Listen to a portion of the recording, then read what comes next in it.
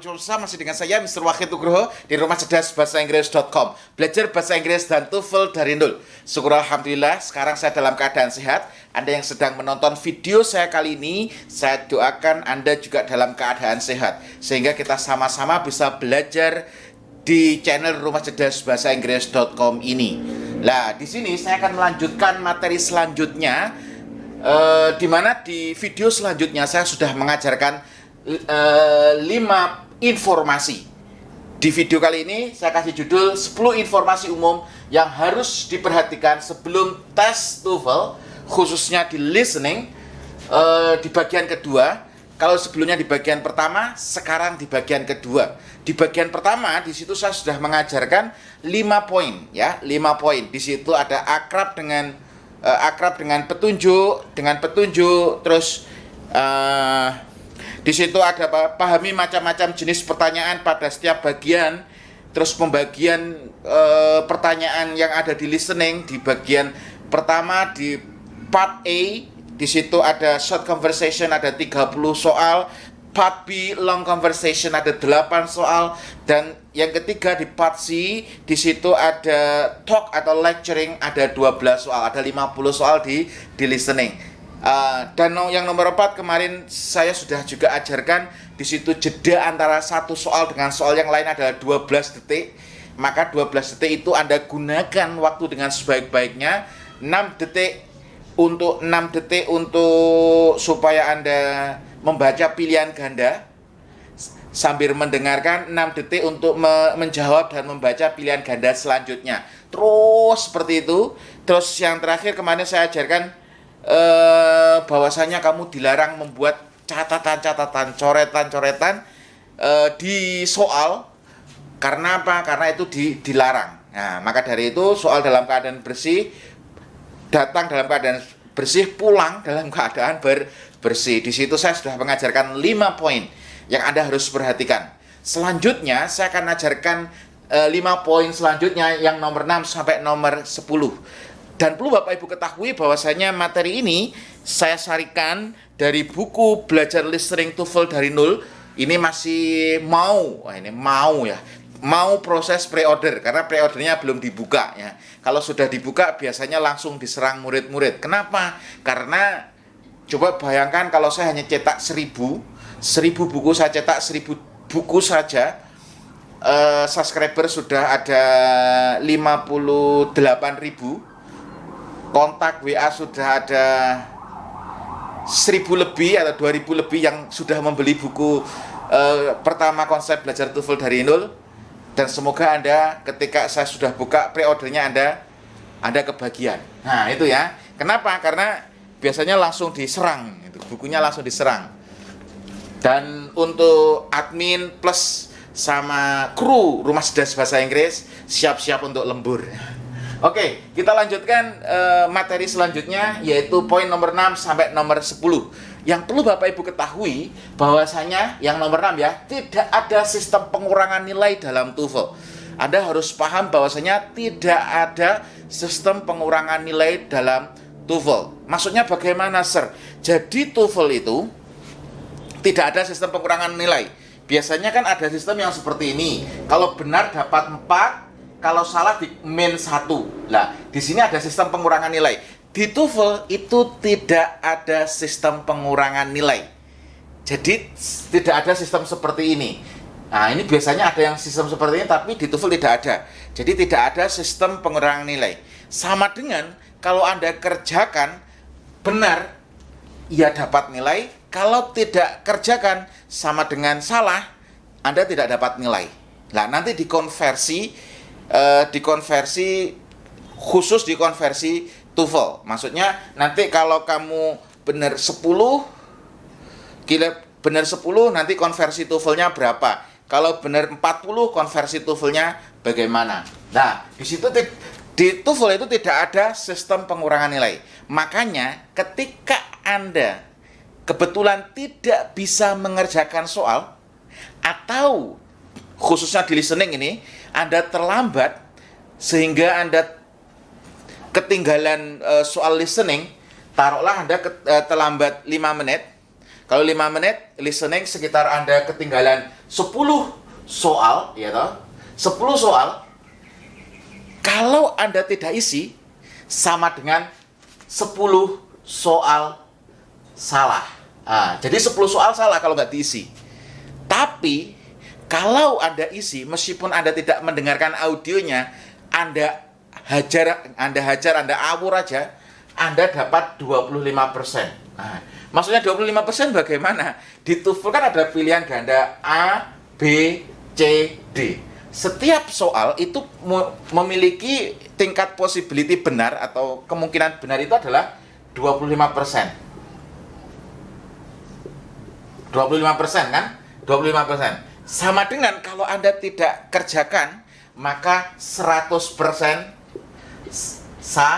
salah. Kalau nggak dikerjakan 100% salah. Tapi kalau Anda awur aja atau Anda pokoknya syukur tembak, itu Anda dapat 25%. Kemungkinan benarnya itu adalah 25%. Maka dari itu, karena tidak ada sistem pengurangan nilai dalam TOEFL, saya merekomendasikan jangan biarkan jawaban Anda kosong. Maksudnya apa? Anda tidak pilih. Anda terlambat. Ketika Anda terlambat, otomatis Anda ketinggalan audio listeningnya. Maka Anda tidak isi, itu sama dengan salah. Maka dari itu, tetap isi. Tetap isi. Entah itu divisi A, entah itu B, entah itu C, entah itu D. Tetap isi. Kalau sudah diisi bagaimana, Sir? Kalau sudah diisi, berdoa sama Tuhan. Berdoa sama Allah. Semoga isian Anda ini benar.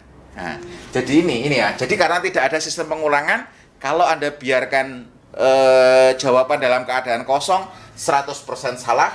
Tapi kalau Anda isi, karena Anda terlambat, Anda nggak mendengarkan audionya, Anda isi, tetap Anda isi, Anda dapat kemungkinan benar 25%.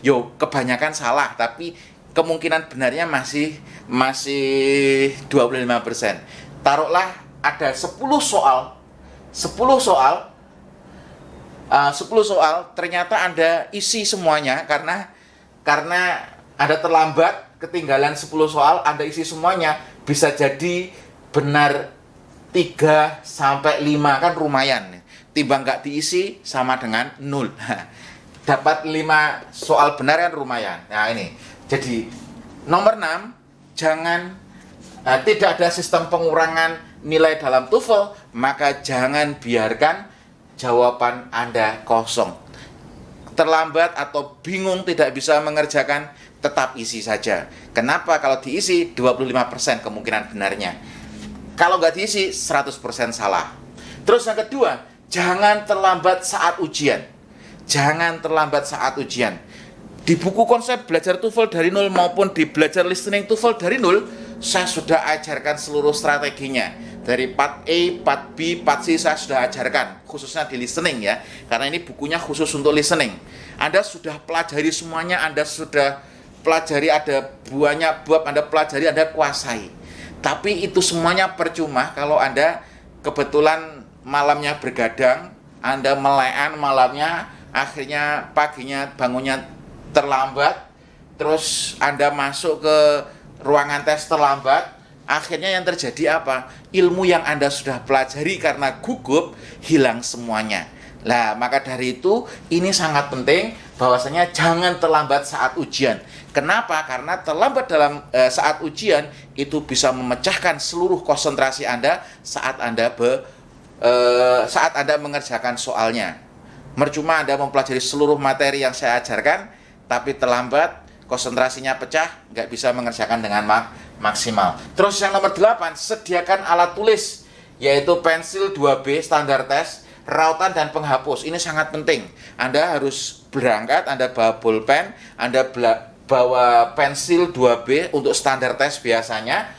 Anda jangan lupa bawa rautan, pensil jangan satu, lebih dari satu lebih baik. Sebelum berangkat sudah diraut dulu pensilnya. Terus jangan lupa bawa penghapus. Anda bawahnya pensilnya jangan lebih dari 1. Kalau patah, Anda bisa ganti langsung. Kenapa? Karena waktunya sangat pendek. Kalau Anda tidak gunakan waktu dengan sebaik-baiknya, Anda akan ketinggalan. Apalagi kalau rautannya nggak bagus sekalian, wah rusak semuanya. Maka dari itu sediakan pensil minimal 2 sebelum berangkat, diraut semuanya, penghapus plus sama rautannya ya. Terus yang nomor 9, pastikan di mana tempat ruangan yang Anda gunakan untuk tes. Anda harus pastikan dulu ketika Anda daftar mungkin online, terus Anda pastikan tempatnya di mana nih.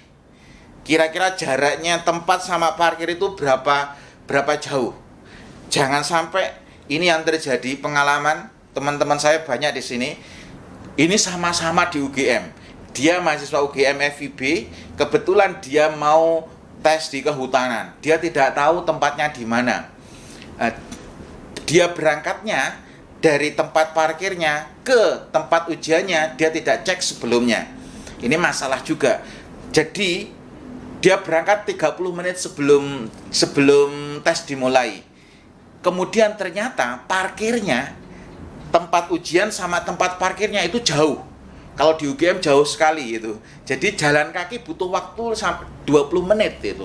Jalan kaki butuh 20 menit, belum mencari tempatnya. Lah ini akan memecah konsentrasi Anda. Apalagi Anda datang sudah terlambat, ya ta? Terus kemudian Anda berkeringat, Anda gugup dan lain sebagainya.